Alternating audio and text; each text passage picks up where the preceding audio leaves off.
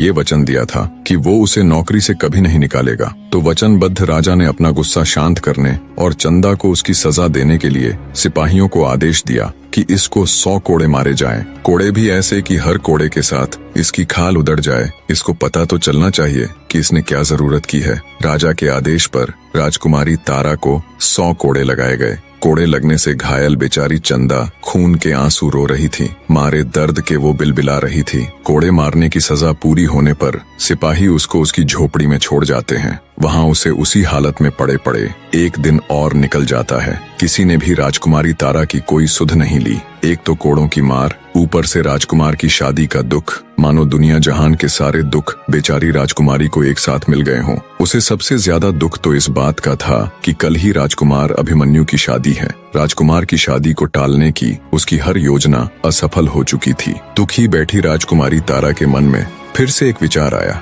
जिससे उसकी आंखें एक बार फिर चमक उठी। अचानक वो अपने सारे दुख दर्द भूल एक नई ऊर्जा के साथ उठ खड़ी होती है और अपने दर्द को भूल हिम्मत करके राजा की घुड़साल में जाती है और राजा के सबसे तेज भागने वाले घोड़े को ले तेजी के साथ वो उस नगर की ओर चल पड़ती है जहां राजकुमार अभिमन्यु का विवाह होना था। हवा से बातें करते घोड़े की बदौलत राजकुमारी तारा कुछ ही घंटों का सफर तय कर रोजीवास नगर पहुंच जाती है। रोजीवास नगर राजकुमार अभिमन्यु की ससुराल यानी उसकी होने वाली पत्नी का घर था। वहां पहुंचकर अपनी योजना के तहत राजकुमारी तारा घोड़े को बाहर खड़ा कर राजमहल में प्रवेश कर जाती है। राजकुमारी विलासिनी अपने कमरे में अकेली बैठी है। कल होने वाले विवाह की तैयारियों के चलते वो थोड़ी व्याकुल सी थी। तभी राजकुमारी विलासिनी को दरवाजे पर किसी की दस्तक महसूस हुई तो वे बोल पड़ी, कौन है बाहर? राजकुमारी तारावती बोली, राजकुमारी जी, मैं आपकी सेविका हूँ। आपसे कुछ जरूरी बात करनी है, बहुत जरूरी है। राजकुमारी विलासिनी थोड़ा